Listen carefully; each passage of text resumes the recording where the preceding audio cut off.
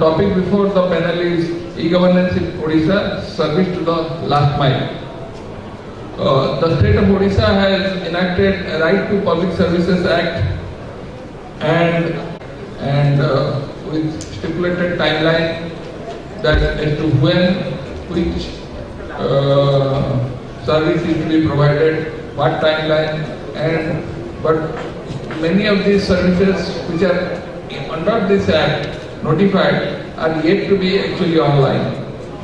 Apart from that, we have from the state service, apart from the state projects, state services, state e-governance projects, we have two panelists who will be speaking about the national mission mode projects. One is on the passport and criminal network, tracking and network. So CCTNS will be spoken by additional DG Police. So last mile is always a challenge, and to make it end-to-end is always a problem. For that, lot of things, infrastructure is being built, like the horizontal connectivity of the statewide area network SWAN, in which we have both the wired connectivity and the wireless connectivity. The wired connectivity is being done by BSNL, where about 1260 that to get the services through the common service centers. There are 3 state level agencies who are providing that service. They also need to be geared up. Then we have this national optical fiber network, which is going to connect all the 6,200 panchayats across the state in about 18 months time. Already there is survey work is going on, and right of way has been cleared by government, state government, and the Bharat Broadband Nigam Limited is doing that. Now I request Mr. M. Akhar, additional DG Police, to make his presentation on the CCTNS project, which is a nationwide project where 2 pilot districts have been taken in our state, Kedrapada and Angul. Now it is being in the process of being rolled out. And of the dais. Every speaker has been saying that for a good IT investment climate, if your policing is right in the city, and if the place is where everybody can live peacefully, invest peacefully, without extortion calls, without land mafias, without construction mafias, then your life, the investment will increase. So one of our challenges to make Bhubaneswar as well as to is a investment friendly atmosphere, and in that policing has a large role. So now I'll be talking on crime and criminal tracking network system. This is a system which is this is a mission mode project on e-governance. May I tell you that this is a very difficult project. Law and order is a state subject. Every state has its own rules and regulations. Though the laws, central laws are same, but own laws and regulations. And policing is a state subject, so state government has to take a decision. You don't give policing to the state government, and you have one chief minister sitting in the dharna saying that the police should have done this, So this is it. So devising a system which will fit to whole of India is a very, very difficult task. And that's why previously everybody was doing their own IT technology, applying IT technology in their own state. So some states like southern states, they went ahead, but some states lagged behind. The problem was, though the states were defining their own IT policy or the police services into IT information technology they are adopting, the chiefs are or the officials are more, they did not know any boundary. So one fellow was going to other players and committing so many crimes. you have cheat fund crimes, you have built up, you have extortion calls from everywhere. So Government of India thought that let's make a e-governance with a common service to everybody. So there is a common software, and we are given that software is being developed by the national government with the help of Wipro. Then we have been told that you shall not touch any core area. So 80% we will not touch.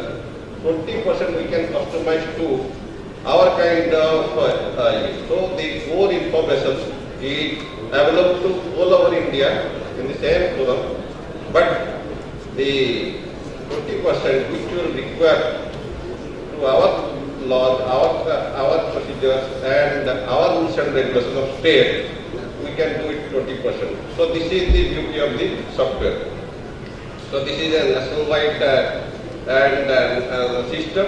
So the system which will be here will be in Nagaland and in Kerala, so that one can track the crime and criminal and other things throughout the India in one platform.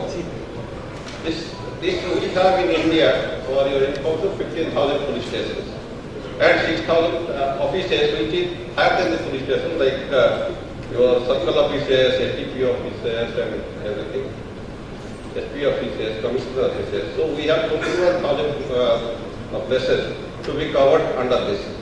So what happens that we will put a computer in these 21,000 places.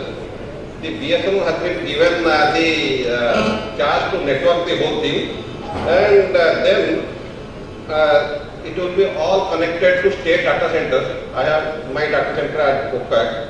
Every state is connected to their state data center. It's a separate data center we are setting up. Then everything is connected to a national data center. So the information gets exchanged between all the states, because at one there is a repository in every state, also in the national level. So if I want to see the information from Kerala of anybody, I can see it that way. So there is no problem. This is the basic architecture here. The critical interface with citizen. So how the citizen will come to the police network or CCTV network? If anybody is in with the internet connection or the internet kiosks are set up by the state government, there is a citizen portal. They can come here to citizen portal, and through that they can access to our system, unlimited access to our system. May I tell you that citizen comes to police station for only three reasons. So one is that he has some complaints to be made. Second, he has some service request to be made. Some procession license or the passport verification or something. And he has some information to give where he doesn't want to give his name and something. So these are the three things. So citizen, this CCTNS project will enable the citizen not to make unproductive visits to police station, but in the comforts of his home or a nearby place, he can avail the services. This is the basic architecture, and you all are IT people, so these are the various things we will do: network connectivity, then capacity building, then 10 years data. Last 10 years data we will put here. Then infrastructure development and application software rollout. We have in Odisha, we have completed at 85%. Next year, if the e-governance summit would be there, they would be telling the case at least not 6 or 7 services have been enrolled in police station. These are all diagrams. Everything is connected to a data center, and we have a disaster recovery center at Delhi. If anything happens to our data center, they would have set up 45 training centers at various districts to train around 30,000 police personnel. Training police personnel is a Herculean task, all of you know, but we have to train them, and by now we have to train half of them. These are the modules which are developed by the software, and these are all related to police. And in Odisha, as we have, whatever the national level they are developing. We are developing some extremist management module. Now we are affected by extremism. Some of you must be knowing. So we are trying to have extremist management module, then traffic management. Traffic has become a big problem as the city grows. So this is a traffic management module, and HRMS everywhere it is there. Then we are establishing after the Bombay, Mumbai, this thing, the hotel thing. The postal security is being taken care of. In Odisha, we have already established 5 police stations, postal police stations. We are establishing 13 more police stations. So we have 3 layers of security from the coast side. One is Navy in the deep sea, then we will have Coast Guard, then on the coast we will have coastal police stations. So 3 layers. So we will not have a surprise. The meaning is that we will not have a surprise attack from the sea. That is our aim. Then Odisha Right to Services Act, that we are also developing. These are the online services which we want to give it to, and it will be more, and the services should be it's better and more, which we aim at, and everything citizen wants to want from police, everything should be provided by this project, and we hope to this project to provide people all these facilities as soon as possible. We have so many committees looking into it, and Government of India is really, they are really what you call, they are very what you call, they are investing a lot of money. 2,000 crores is being invested here, and we have a state apex committee headed by Chief Secretary, state import committee headed by DG, their state mission team, then infrastructure technical team, and all those kind of teams. So we have a regular interaction, and in 1 month we have at least a monthly meeting at Delhi. We send every day some kind of a report to Government of India about our progress. As well as we also see the committees really monitor our work very, very closely. These are our partners. NIT is our system integrator, Deloitte is project, this is SPME, they supervise the work, UCAC is our data center, BSNL is the network, and all these Wipro is developing software, all the most of the things, and now CA Technology also come to supply us a EMS, Enterprise Management System. So this is, we are achieving our targets, and by March, we think that we should, by April part, we want to roll out the project. These are the advanced modules in the year. Everybody is identified by his fingerprint, not by his photograph, not by his signature, not by his. So we will put every police station an automatic fingerprint system. Anybody who is there, as the database is available in Aadhaar and in our database also, anybody can be, his authenticity, his name and address can be verified.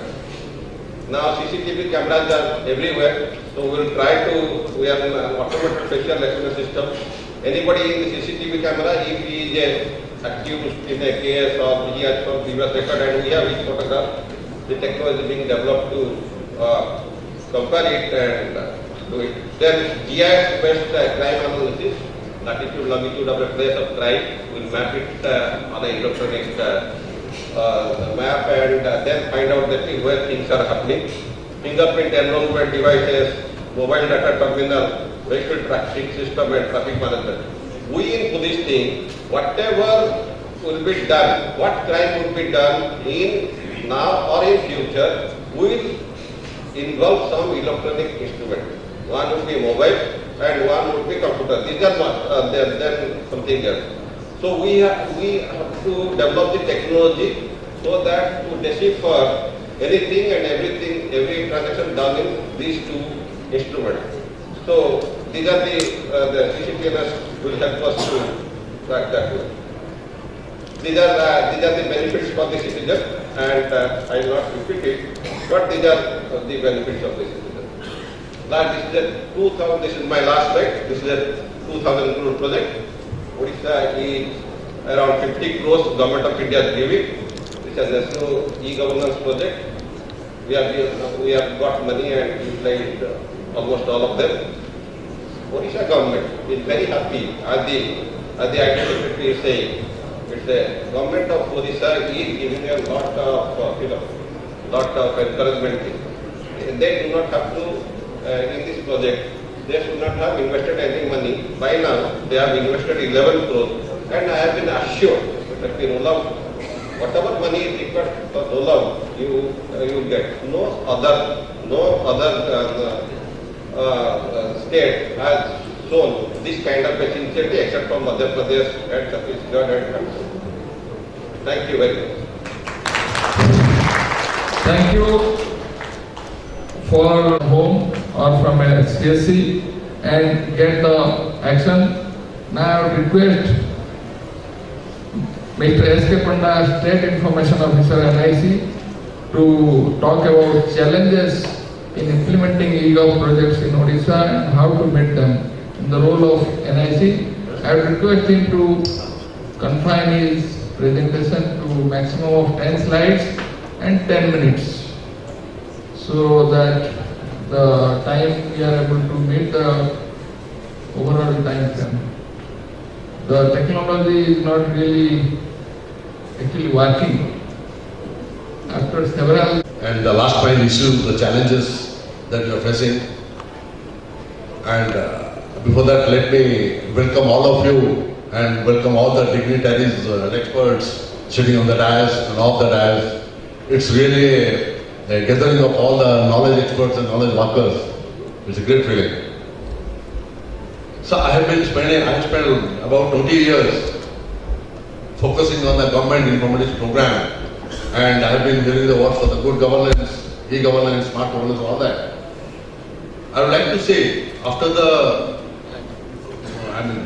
ICT came into being, ICT for development, they write ICT 4D. We have about last 5 years or so or more, the phases have been difficult. We have a lot of things are getting involved in the process. And the initial approaches 5 years or 6 years down the line, it was mostly top-driven and technology-oriented. But when we look at this same ICT for development, it has become more participating and business innovation-oriented. Now, see, through these similar kind of workshops, seminars and discussions, deliberations, a lot of efforts have been put to decipher a set of best practices. Since last 10 years, there have been revolutionary changes in the governance mechanism at the international level, national level, state level and local level. And such process is aided by techno-managerial changes. Looking at Indian rural context, this mechanism has been evolving, and the challenge has been all along how to reach the underprivileged, how to reach the grassroots level. And in India, we have got 6 lakhs revenue villages. How to reach them, empower them through ICT. And there's with the change, an institutional service delivery mechanism has come into place. And to meet the rural poor, that's what I was trying to say, grassroots level, reaching out to grassroots level. And 2 mechanisms have been involved. One is the CSC, Common Service Centers, and secondly the e-Panchayati Raj. These 2 models are being operated across the country in different states.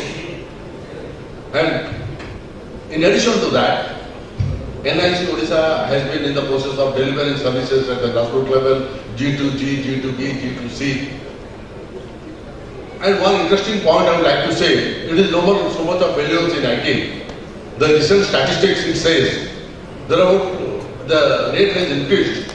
Success rate has been increased from 15% to 37% across the country. Now, before going ahead, I would like to make it more relevant for Odisha. Better governance in the urban areas than rural areas. And you'll be surprised to know about only 17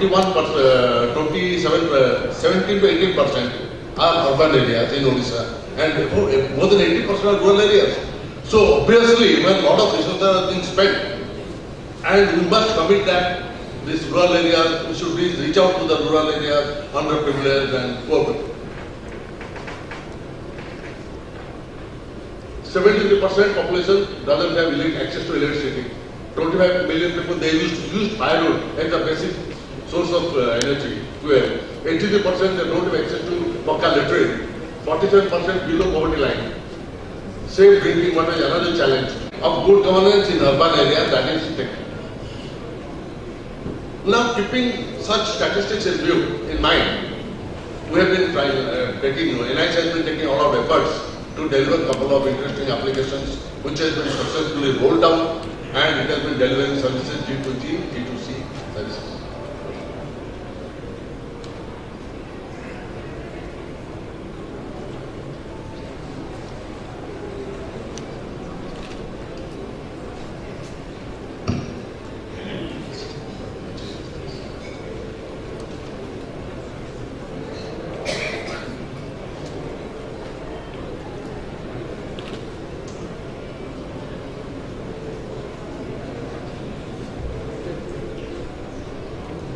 And you can see from there that about 2030 crores rupees that has been given by Government of Odisha as compensation.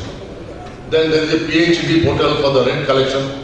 We have got a petty procurement system, document management system, track the missing child, Go Naksha, Vidyarthi one application.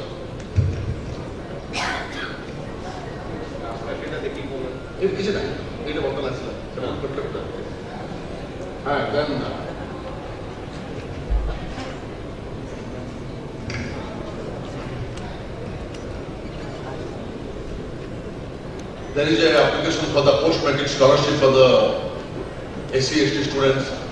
It has been rolled out across the state. There are a number of applications, and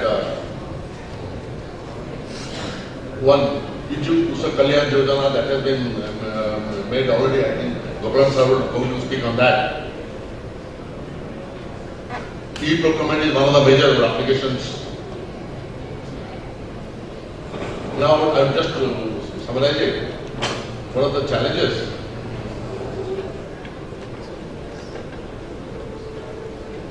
One of the major challenges with the program management, e-infrastructure, because the government machinery has been very complex, government process is complex. So to handle a very complex government machinery, we need to have that kind of infrastructure. Interestingly, one statistic I would like to give you, 90% of the people in the country, they don't know English. Capacity building is another very important exercise which has been going on. It's a continuous process. And to this PPP model, government must take a serious look at the PPP model. Change management is very, very essential. In the change management, you see when you are developing an application, major application for the government, we go by the workflow pattern. The entire machinery will be working on the particular process for last so many years. When you want to change it, there is a resistance.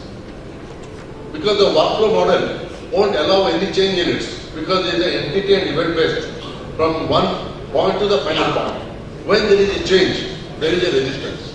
But we have to overcome that resistance and ensure that the application is properly followed. The workflow is in place.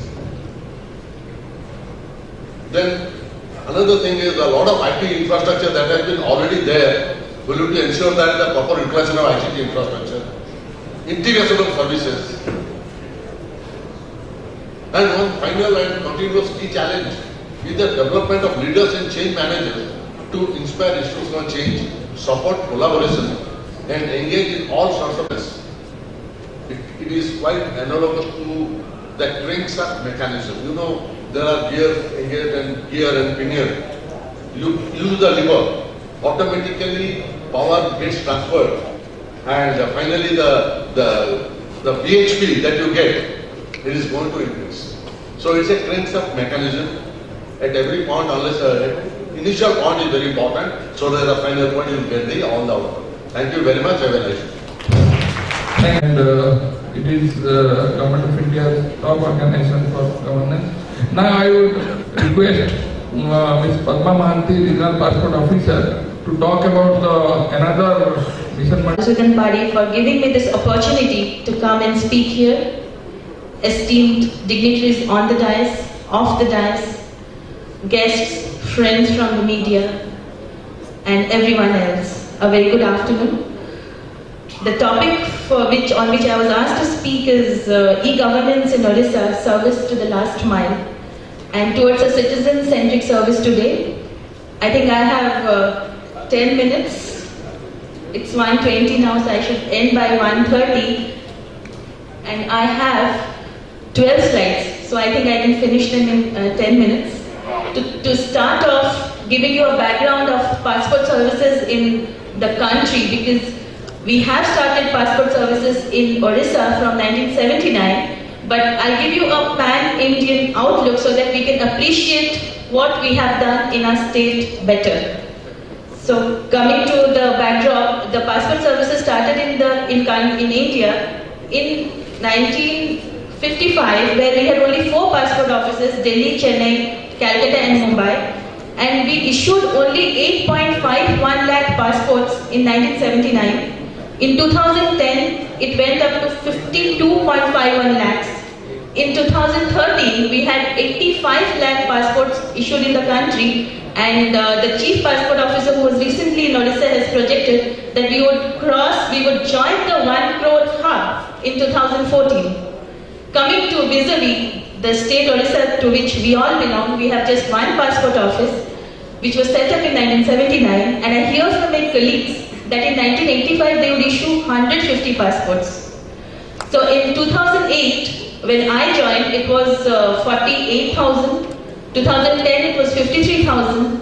2012 it was 72,163, and 2013 we have issued 78,262 passports, and we have vouched for joining the 1 lakh club in 2014.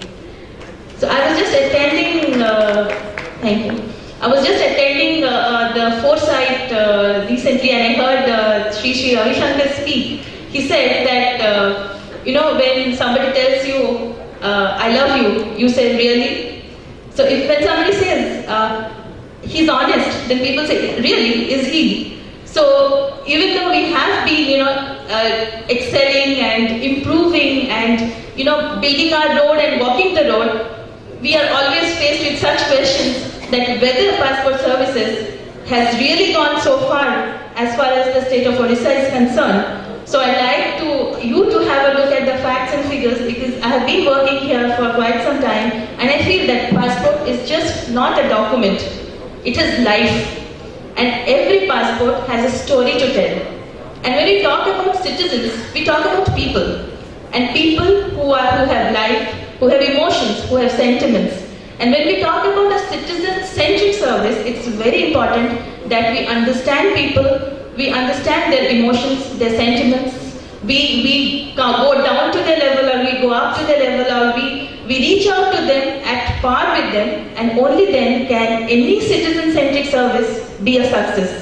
Because we have to reach out to people, and in this context, we have been doing a lot of passport camps in the interiors of the state. We have done camps in Sambalpur, we have done camps in Angul district, we have done camps in Banpur, we have done camps in very many places, where we had a vision of taking passports to doorsteps. We conduct passport adalats to redress to the grievances of the people at their doorsteps. We conduct passport melas in passport office. We have had 6 passport melas in the last 1 year, and we are gearing up to have such more camps in the near future. So in this backdrop, there were 36 passport offices in the country, and the Passport Seva project came up, which is one of the largest successful mission mode projects under the National E-Governance Plan. Now, what was the need?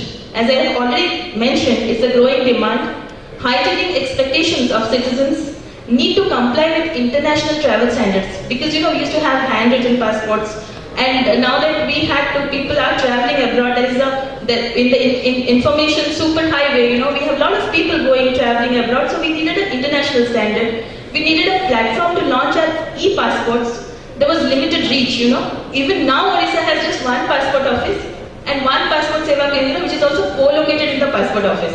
Then lack of amenities and infrastructure, lack of standardization of documents. One passport office had one document for one particular type of category of passport issue, other passport offices another. So we had to standardize everything. Then lack of certainty in service. You don't know whether the service is certain, and limited scalability.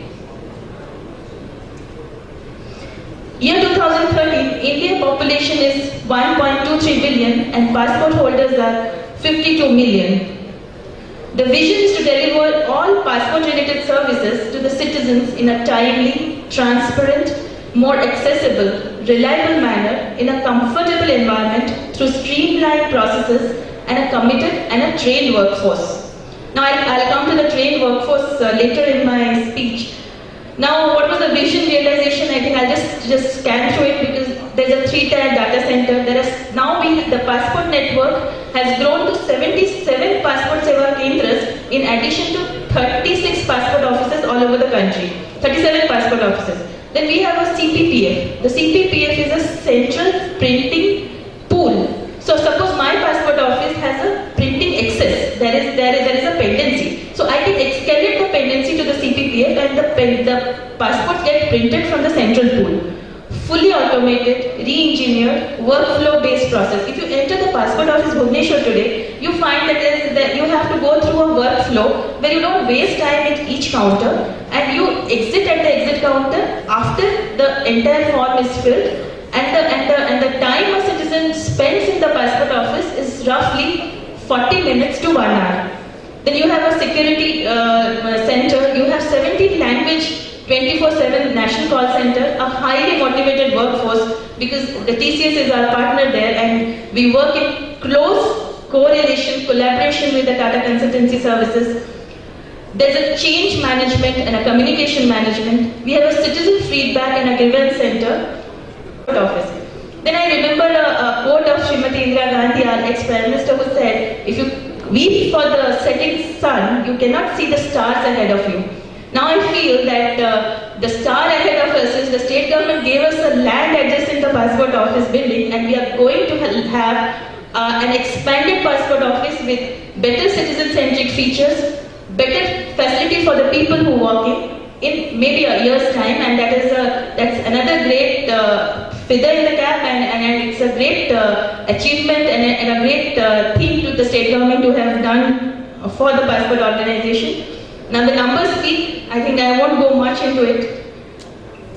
What is the transformation that is brought out? There was limited accessibility, now we have increased accessibility, variation in processes and procedures standardized, inadequate amenities, best and world-class amenities. You have to just walk into the passport office to realize the kind of amenities we provide.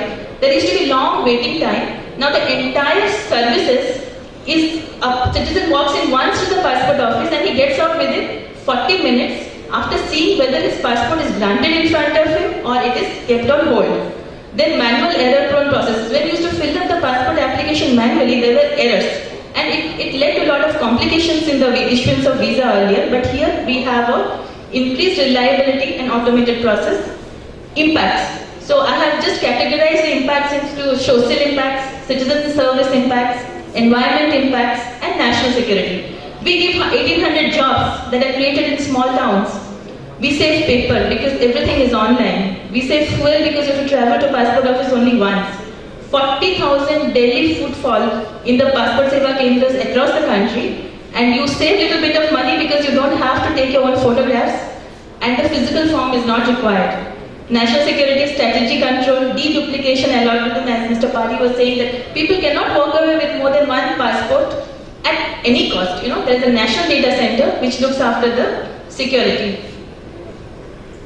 Culture of innovation and continuous improvement. The PSK is so designed that there is a single flow design. There is a self-service kiosk. If you are not able to fill up your form in an internet cafe, you can walk into the Passport Seva Kendra and get your form filled there. You have an EQMS, that is an electronic queue management system. You have a single point enrollment. Now, if any of you have recently got a passport, you would see that there is a LSI image that we call a ghost image. You know, the letter screen image in which your date of birth is there, your name is there, a lot of details about you which you can see through a microscope. There is an SMS tracking system. You just pay 30 rupees extra and you know through which channels your passport application is proceeding. So you won't say that, passport office is holding on my application, because once it is granted, the SMS alert says your passport is granted. Once your passport is printed, the SMS alert system says your passport is printed. When the passport is dispatched, you get the speed post number. So that is the kind of transparency we have started to bring on. Then since June 2013, we have started the online payment system, and we have the mobile passport application also. If you download it, you can fill up the form in your mobile. Then the awards and recognition that this Passport Seva project has been getting is Award of Excellence in Project Category G2C, Promising Innovation Award, Award of Excellence in E-India, Best Executed Project Award, and Passport Office Bhubaneswar got the Best CSC Award this year. The future roadmap is mission integration. All the missions are to be integrated in the near future. Integration of common service centers, I think Dr. Nanda was speaking about common service centers. We are looking forward to the common service centers in Odisha so that the applicant can go to the common service centers and fill up their passport application form. Even if he's from a rural background, he doesn't know how to read and write, he doesn't have a credit card, he can go to the common service center, pay a certain amount of fee and get his passport application filled instead of going to a cyber cafe. If he goes to a cyber cafe, fine, but he has this option also. But the option of going to touts and middlemen is considerably brought down once the system is in place. Coming to handheld devices by police, because as I told you, the police verification is a very integral part of the passport verification, passport issuance process. So now the police officer or the officer in charge has to go and investigate into the physical particular forms of the applicant. He needs to have a handheld device where he need not have to fill up the form physically, so that he can just put the dots in the handheld device. He presses the button and the online it goes into the common data pool. Now we have been discussing with the state government regarding the implementation of the district police headquarter model for the state of Odisha, which has not been implemented up till now, although many states have done it. And once this DPHQ model comes, all the police stations, all the DPCs will be, the DIDs will be linked with the passport office. And once the applicant fills up his form, automatically a police verification PP form is generated and it hits the DID in the district police headquarters. So there is no physical transfer of form. There is no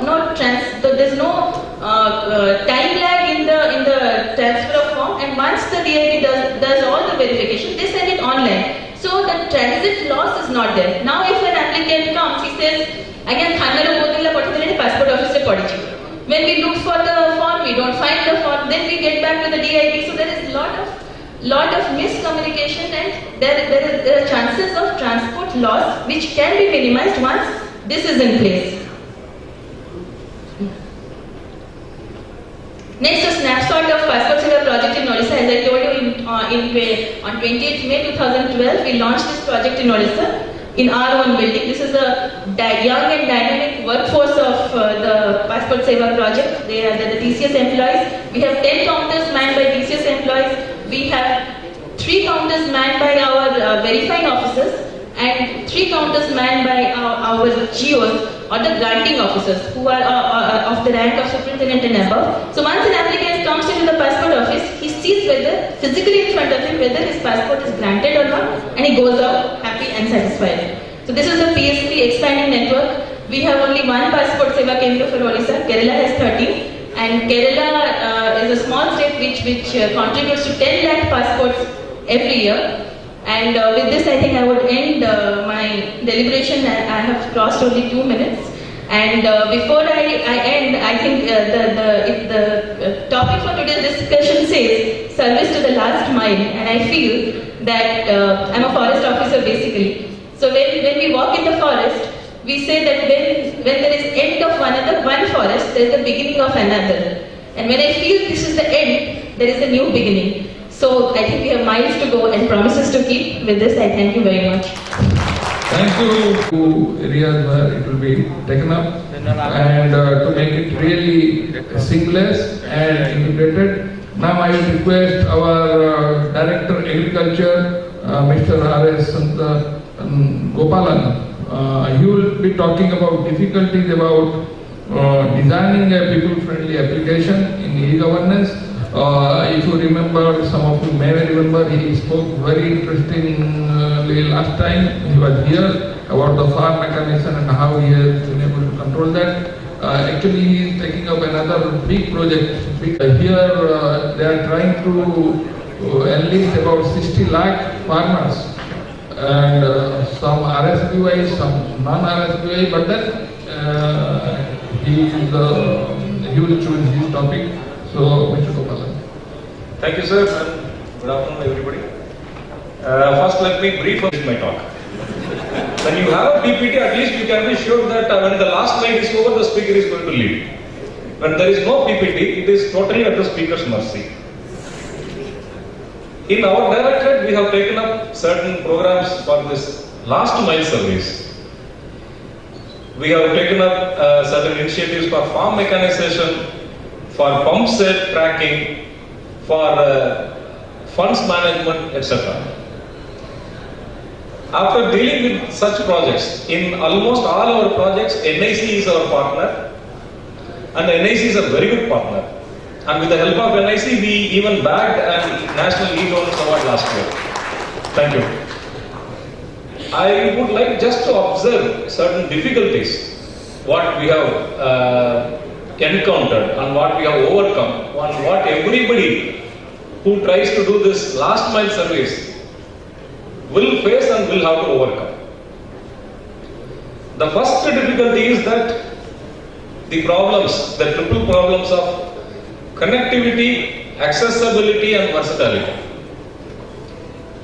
Not all parts of the state are equally connected. They are not well connected. Not all the parts are connected even by mobile network. That is the main trouble. As of now, almost all the blocks have been connected with the broadband. But it will take a lot more time to connect all these 6,200 panchayats. So, whosoever is going to design a program, a last mile service program, whether it is a system or a software, they have to keep these things in mind. And the second trouble is accessibility. Even if the connectivity is there, the accessibility, whether the program or the system, whether the interface is accessible to the citizen, whether at his home in a broadband connection, or whether at a service center, common service center, or whether it is available at the mobile. The citizen has to be able, he or she must be able to access it. And that includes what Mr. S.K. Panda has pointed out, that most of our citizens are not fluent or not conversant with English. So whenever we are designing a system, there must be automatically provisions. Whenever we are directly dealing with the citizen, there must be provision for ODI. If we are dealing only with an intermediate level, G to G, government to government, district headquarters to state headquarters, or even block headquarters to state headquarters, we can design the entire thing in English, which is far more easier for the designing purposes. But then once you are dealing with the farmers, with the citizens directly, you must have the interface in ODI. And as of today, that is an obstacle. Because even the ODI Unicode is not yet very popular. So that we are still dependent on certain private softwares, this Akruti and all, and I don't know how far we are going to be dependent on them, how long. And third problem is that of versatility. In the past few years, the mobile phones have totally switched over to another platform. Time was when you have the server also in Windows and the desktop also in Windows, and even laptops are in Windows. Now the entire mobile phone, half the platform has switched over to Android. Now whenever we are designing a citizen interface, we have to design two. One for working the desktop and one for working in the laptop or tablet or mobiles. And that is adding to the complications. These are only the technical snacks. Designing a software, a citizen-friendly software, is very difficult because of the approach that both the Government of India and Government of Odisha and practically every government has taken in the past 20 years.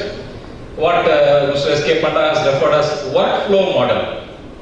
Simply put, workflow model is simply computerizing the existing flow chart. You see, we are very good at breaking the Sarkar work into components and then assigning them to different dealing hands. To junior assistant, to senior assistant, to junior clerk, to senior clerk, to cashier, everybody, head clerk, everybody will have a small slice of work. It will be like an assembly line in paper. In the first 20 years, our approach was simply to convert this paper assembly line to computer assembly line. That has miserably failed. Most of the initial day softwares are not working because we have to update the system also. That in the transaction-based software, you do away with the manual thing and you ask the employee to use the computer software to issue a permit, to receive a report or whatever. And that transaction model, I am happy that it is catching up. But yet, most of the softwares, even today, designed in government, follow the workflow model, and it is up to the officers who are in charge of computerization. They have to study the existing manual model carefully and then to re-engineer those models to suit the transaction-based software, the transaction-based design. And that is one thing we must do, missing which the computerization will be a failure. And even if we computerize also, we have this compulsion of audit. For the sake of audit, we must have a paper trail somewhere.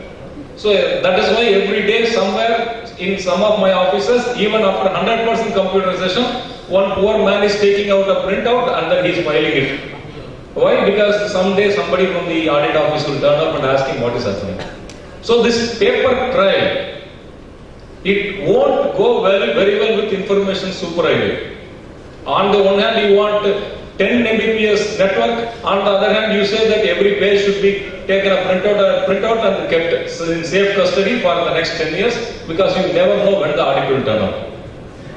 Those compulsions, those requirements are going to be a big stumbling block if we are going to have a 100% computerization, whether at the block level or at the tehsil level or at the district level. And finally, the concerns of the citizens. Citizens have concerns. So far, in all our computerizations, we didn't have much to worry about because citizens' views were not very important. But now with Aadhaar, with finance transactions, while you are tracking a criminal, it is verified. What if an innocent man is tracked? Under our common law, a citizen is presumed innocent unless he is proved guilty. What if a citizen has a right to anonymity and privacy as long as he is not breaking any law? It will be against a citizen's privacy to ask him, to demand him to disclose his identity everywhere for a common transaction, for a simple legal transaction. That will be a challenge. And secondly, what about the data security? Now the data of all the citizens are in our hands. We have to provide adequate security, not only against hacking, but also against insider trading. Now and then we read in the papers about how some employee of a call center sold the data of some clients of a foreign company. We must take adequate precautions that it should not get repeated in our government sector. And that will be a very big concern. No citizen would like to see his entire transactions or data slip into a private hand, slip into the hands of an advertising company. And that is a very big concern. That also we must give attention to. And thirdly, as the technology develops, the mobility gets restricted. Time was when most of us used to change a mobile phone every year. Because one, the cost was less, Two, it doesn't matter. You simply take the SIM card out and then put it here. Now every time somebody changes, I asked the gentleman, why you have not changed your mobile in 3 years? He said that who is going to copy all the numbers and shift them to that other? Everywhere we are now asking people to register a device. What happens when that device has to change? Also we must keep in mind, whenever we are designing a computerization for last mile, the mobility, the ability to change upgrade the system without having go back to the design table, that must be taken into account. All said and done, it is a difficult experience, but it is an experience well worth having, because it is the last mile that leads to the lasting smile. Thank you. The way you are going, we thought that it will continue till for some more time. Because anyway, I think you have brought in several issues, which one issue I can respond right away on the local language issue. We had this problem that of Unicode. Odia was not available in the Unicode. Now it is available, and there are several private developers, and I think it is now also available in the web version. Like if you design an application on a web-based platform and have Odia,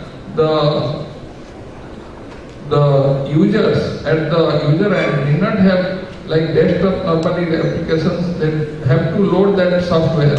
But in the web-based application, you don't have to load that software. You can use. We have actually started using one such application for assessing the surplus paddy in food supply department. It is working okay. I think we need to, since most of the application will be web-based, we also need to use web-based this Odia softwares wherever we can. Otherwise, every desktop we have to load, and it doesn't really work that way, and licenses are very costly. Each license costs something, and then it adds up. So other issues I think will be taken care. Now we have people who are related to e-governance in one way or the other. Wish you all a belated Happy New Year and good afternoon. I do not have a PowerPoint presentation, but I have jotted down my points. As Sir has already mentioned that I would be speaking something on the e-district experience. To begin with, the entire idea of e-governance, sometimes while implementing on the field, one faces a situation where you think whether e-governance is an alternative or it is a challenge or it flows from the existing paper-based, procedure-based governance. Exactly, it is all three. It both, whatever we want to deliver through systems of software or single window or one-stop point, has to come from existing papers in the government body or the system, the documents. They have to follow that procedure, and that procedure has to be embedded within the e-governance setup. It also comes out as a wonderful alternative to the existing hiccups and hassles that a common man has to go through in the process of getting things done at the government level, and also as a challenge. Challenge because those who are involved in the process of service delivery within the governance generally have, through the years, also have had in place systems which are not duly approved but serve their own little end, their selfish motives, etc. Then coming to why e-governance and why we would like to push it through at the field level, because it comes out as both fairer, faster, and hence has to be made feasible. In the present scenario, in the state of Orissa, most e-governance initiatives are generally for monitoring or tracking, and some of it is now coming towards service delivery. When we come to service delivery and e-governance, that is enabling or having systems in place where people, that is the common man, can have access to a system and not do with the paperwork or running from desk to desk, can get it through a single window or say a software so designed which is within the existing office. Then coming to another outcome of e-governance and what PS that is as is very much in vogue, that governance today needs not only to be honest and transparent but also should appear to be honest and transparent. So governance today is not only pro-citizen or citizen-centric, but with these systems of single window, through a software, through a one-stop solution, now appears to be more citizen-centric. Most people, especially in urban, semi-urban areas who understand this, now consider that these are actually pro-citizen initiatives, at least in the state of Odisha. Coming to challenges, much of the challenges have been covered by the speakers before me. It continues in the government sector, in the district level and below, that is the district, the Tehsil and much below that. The infrastructure continues to be one big challenge. Having a manpower trained enough and patient enough to deal with the initial hiccups, that continues to be a challenge. The biggest challenge is acceptance and endorsement of the processes of e-governance and what comes as an outcome of systems in place out of e-governance. That is because we are still continuing to depend much on the documents which are on paper for generating something which is off paper, which is electronic or e as they tell. These need to be endorsed so that we do not make any mistake in providing any document which has a legal standing through these systems, but that will fail us when after a few years this will be tallied with the documents which were not referred to or which were entered in a faulty manner, etc. When I say this, I actually mean to the challenges, especially in land administration, where we have not been able to update much of our records, where our records and the field sometimes do not tally. There, when we are going in for e-governance in these areas, this has to be kept in mind that the field and the record both have to be brought to the same timeline, and then it is uploaded and then a software is designed so that we are able to generate through any systems of single window, etc. Then is the challenge of perception, as was also quoted by some of the speakers, that both citizens need to have the level of faith required that this is an alternative and this works, and also people who have been literally and philosophically also, but you brought about and the records to be on par before we can really take it forward, and thank you for your perspective. And now we have the last speaker, Sri Deepak Sir, Deputy Commissioner in the Commissionerate of Commercial Tax. You will be talking about the Bhattis, how the next steps that they are taking in this project, where actually the dealers are now working online and paying their taxes online.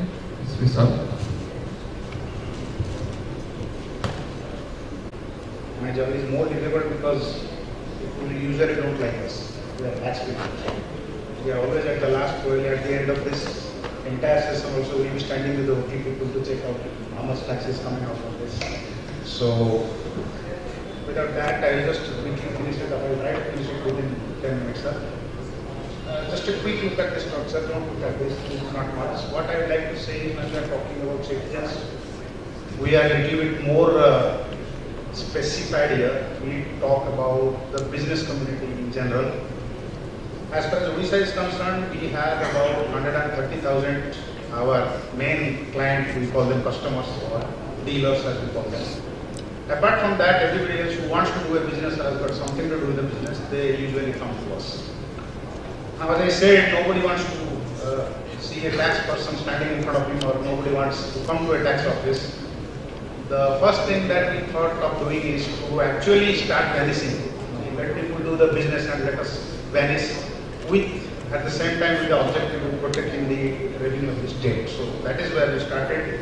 We started doing some IT work long time back in 2004. But in 2010 June, Government of India sanctioned this Mission Mode project of commercial taxes, and with the objective that it should be completed by March 2014, another 2 months.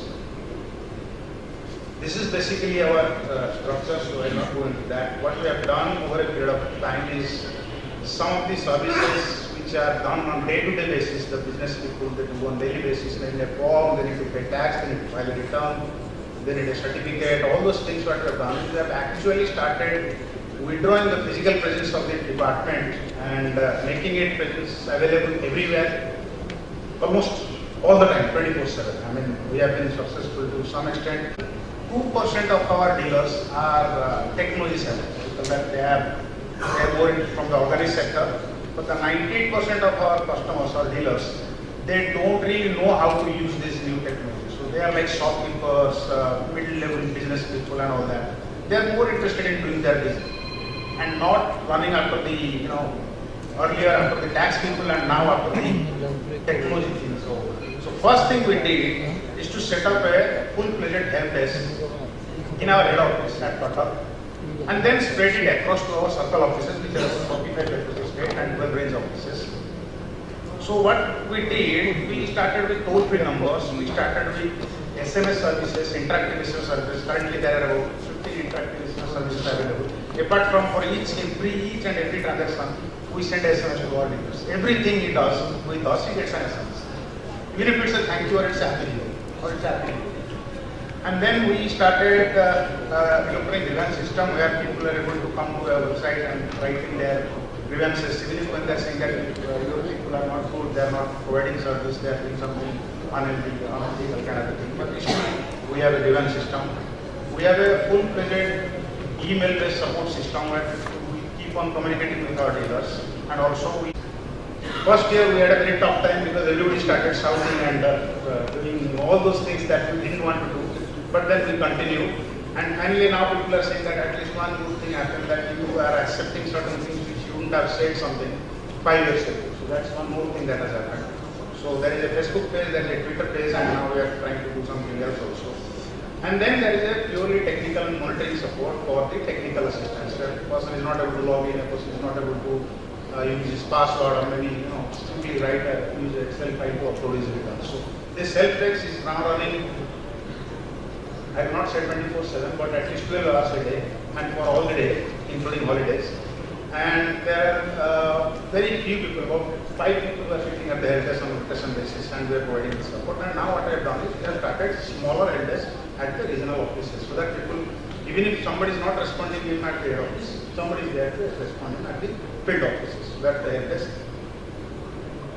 Registration, the first thing the person does to start a business is needs a TIN or SRIN, what we call it, the registration number. So he comes to us. Earlier you come to us, you will talk to an advocate, get a huge bunch of papers, run after here and there and do this. We have changed the entire process. Now the entire process has been completely redesigned for the popularly, in technological terms we call a business process engineering kind of a thing. So what we do now is a person makes an application online, completely online. There is no physical document exchange whatsoever.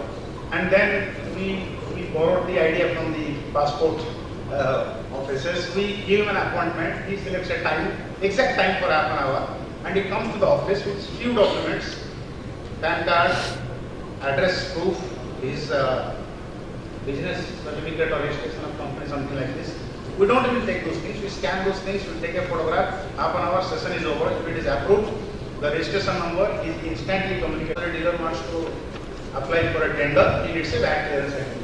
Earlier they used to run after different offices to get it. Now it is completely online. Apply, the system will check it, approve it, and the person will have to download it at this place, and you will get a copy in the email also. The person who is demanding a VAT clearance certificate, he can also come to our site and verify if the certificate given by the vendor or the bidder is actually correct or not. So you can see that. So it doesn't even need a physical kind of a copy to get it verified or right person. Earlier we used to get letters, we have received this VAT clearance certificate from this bidder, please verify and tell us that whether this is correct or not. Similarly, no deduction certificate is in case of work contractors. I think you can wind up. These are Yeah, because I am done. general thing. These are very specifics. You can wind up in next couple of minutes. Sir, one last thing that I would say is we have now recently set up a intelligence unit. Earlier, what we used to do is we used to randomly select dealers that these are the people we are going after this year. Now what we have done is we have Time to felicitate our esteemed speakers present on the dais. So can we have the mementos, please? The mementos to our speakers.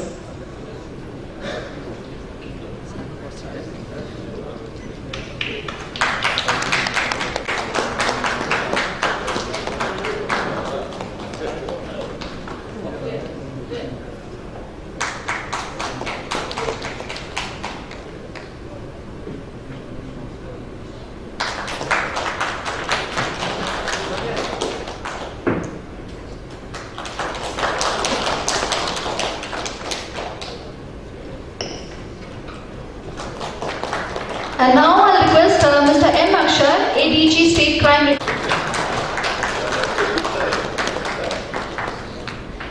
Thank you so much, sir. Now, ladies and gentlemen, we break here for lunch. We'll meet sharp after 30 minutes at the same time, same place, and a special for the first floor for lunch. Every speaker has been saying that for a good IT investment climate, if your positioning is right in the city, and if the place is where everybody can live peacefully, invest peacefully, without extortion calls, without land mafias, without construction mafias, then your life, the investment will increase.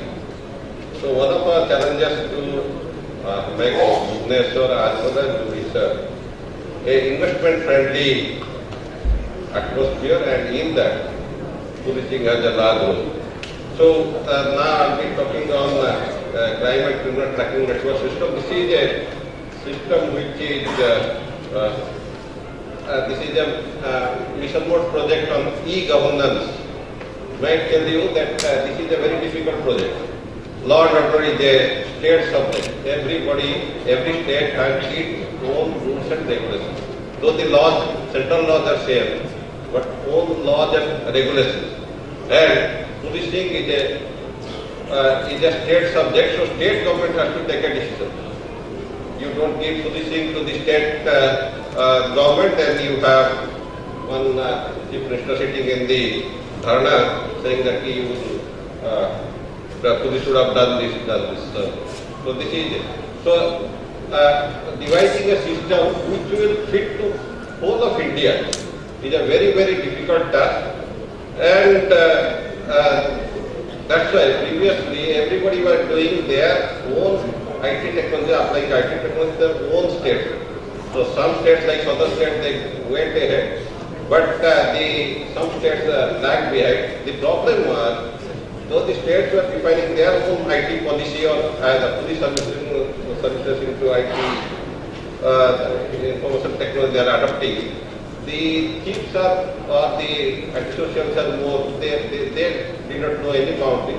So one fellow was going to other players and committing so many crimes. You have cheap fund crimes, you have built up, you have extortion calls from everywhere.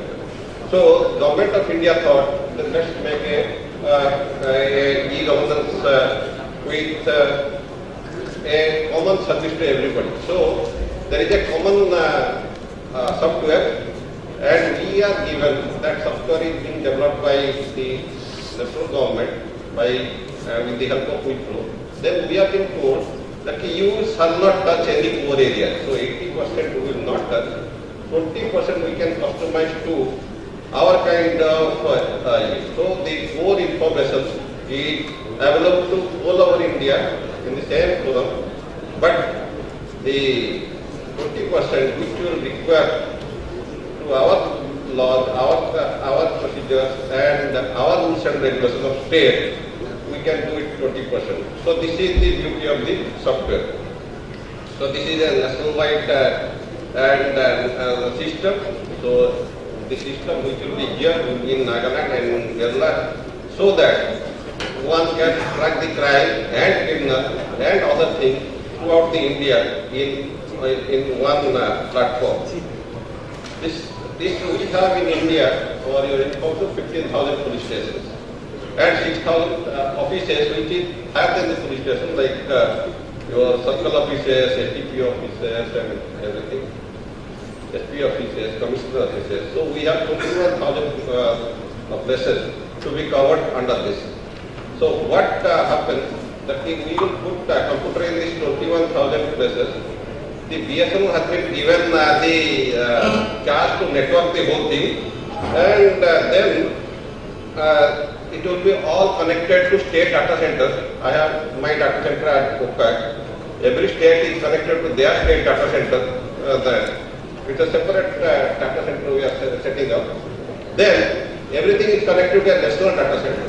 So the information gets exchanged between all the states, because at one there is a repository in every state, also in the national level. So if I want to see the information from Kerala of anybody, I can see it that way. So there is no problem. This is the basic architecture here. The critical interface with the citizen. So how the citizen will come to the police network or CCTV network? If anybody is in with the internet connection or internet kiosk are set up by the state government, there is a citizen portal. They can come here to citizen portal, and through that they can access to our system, unlimited access to our system. May I tell you that citizen comes to police station for only three reasons. So one is that he has some complaints to be made. Second, he has some service request to be made. Some procession license or the passport verification or something. And he has some information to give where he doesn't want to give his name and something. So these are the three things. So citizen, this CCTNS project will enable the citizen not to make unproductive visits to police station, but in the comforts of his home or a nearby place, he can avail the services. This is the basic architecture, and you all are IT people, so these are the various things we will do: network connectivity, then capacity building, then 10 years data. Last 10 years data we will put here. Then infrastructure development and application software rollout. We have in Odisha, we have completed at 85%. Next year, if the e-governance summit would be there, they would be telling that is at least not 6 or 7 services have been enrolled in police station. These are all diagrams. Everything is connected to a data center, and we have a disaster recovery center at Delhi. If anything happens to our data center, they will have set up 45 training centers at various districts to train around 30,000 police personnel. Training police personnel is a Herculean task, all of you know, but we have to train them, and by now we have to train half of them. These are the modules which are developed by the software, and these are all related to police. And in Odisha, as we have, whatever the national level they are developing, we are developing some extremist management module. Now we are affected by extremism. Some of you must be knowing. So we are trying to have extremist management module, then traffic management. Traffic has become a big problem as the city grows. So this is a traffic management module, and HRMS, everywhere it is there. Then we are establishing up to the Bombay, Mumbai this thing, the hotel thing. The postal security is being taken care of. In Odisha, we have already established 5 police stations, postal police stations. We are establishing 13 more police stations. So we have 3 layers of security from the coast side. One is Navy in the deep sea, then we will have Coast Guard, then on the coast we will have coastal police stations. So 3 layers. So we will not have a surprise. The meaning is that we will not have a surprise attack from the sea. That is our aim. Then Odisha Right to Services Act that we are also developing.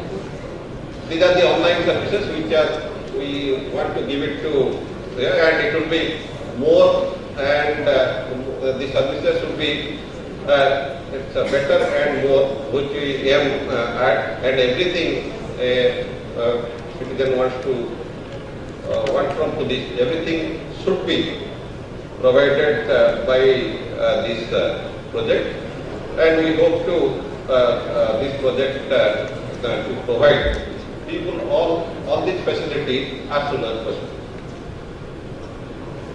We have so many committees looking into it, and Government of India is really, they are really what you call, they are very what you call, they are investing a lot of money. 2,000 crores are being invested here, and we have a state apex committee headed by Chief Secretary, state empowered committee headed by DG, their state mission team, then infrastructure technical team, and all those kind of teams.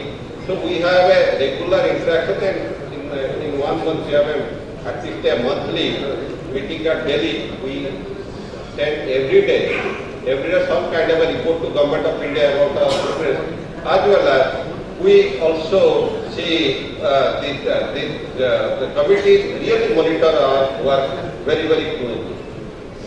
These are our partners.